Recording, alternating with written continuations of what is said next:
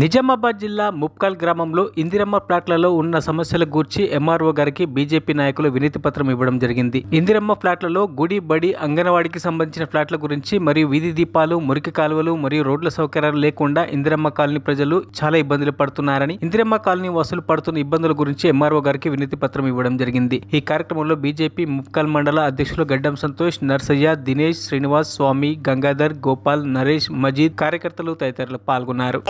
దారి లేదు కదా, ఇది వెనక భాగం, ఇది వెనక భాగం మొత్తం ఇంటి వెనక కూడా నీళ్ళే కారు. పెద్ద ఉంది.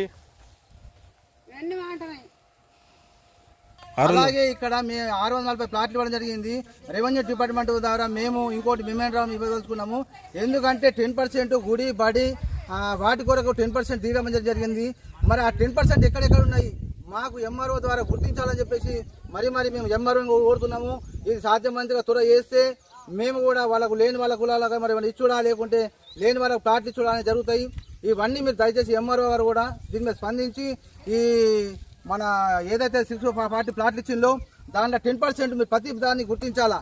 మరి అది గుర్తించకపోతే కూడా మేము పెద్ద ఎత్తున గాంధీ దగ్గర మా ముప్కాల్ మా మండల కేంద్రంలో గాంధీ దగ్గర బీజేపీ పార్టీ పైన నిరసన తెలియజేస్తామని మరి చెప్పడం జరుగుతున్నది. ఇప్పుడు మేము ముప్కాల్ గ్రామంలో ఇందిరమ్మ కాలనీలో ఉన్నాము. ఇక్కడ పరిస్థితులు చూస్తే ఆడవాళ్ళు మొత్తం ఏడుచుడు, రోజు ఏడుచుడే. రోడ్ లేదు, డ్రైనేజ్ లేదు, ఇళ్లకు పాములు వస్తున్నాయి. మొత్తం ఏడ చూసినా జంగల్ ఎక్కడ ఉన్నాయి.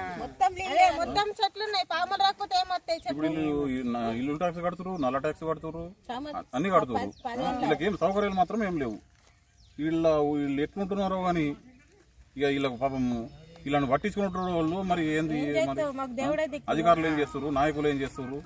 ఇప్పటికైనా వీళ్ళ బాగా ఇలా ఆడలో పెట్టను పోతాం చెప్పు. మాకేం లేకనే అడవిలా కట్టుకున్నాము.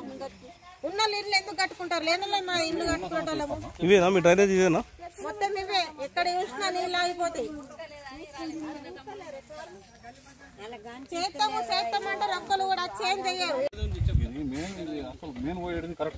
ఇవి లేవు. ఇక్కడ ఏ కొంచెం నీళ్ళు అయిపోయినాయి. అక్కడ అటు పోనే పోరాదు. అక్కడ మాట ఇక్కడ మీటే అక్కడికి పోదామంటే మాకేం లేకనే కదా అటు కట్టుకున్నది. పాత అధికారులు ఇట్లా ఇంతవరకు ఎవరు రాలేరా? ఏ పార్టీలు కానీ ఎవరైనా వస్తారు, చేస్తామంటారు, అంతే అన్న, ఇంకేం లేదు. ఇక మళ్ళీ మొత్తం ఇంజనీరింగ్ ప్లాన్ కూడా వస్తాయి కదా సార్. అసలు ప్లాన్ తెప్పిస్తే ఒరిజినల్ అక్కడ చూసి ఏదైతే మన 10% జీపీ గిట్టాల్సి ఉంటుంది ఒకసారి ఫినిషింగ్ చేసి ఇస్తే బాగుంటుంది సార్. లేకుండా మొత్తం కబ్జాలు అయిపోతున్నట్టు తెలిసింది. మీరు ఒకసారి వచ్చి ఆ 10% ఎక్కడ ఉందో చూపిస్తే. మరిన్ని అప్డేట్స్ కోసం మా ఛానల్ని సబ్స్క్రైబ్ చేయండి.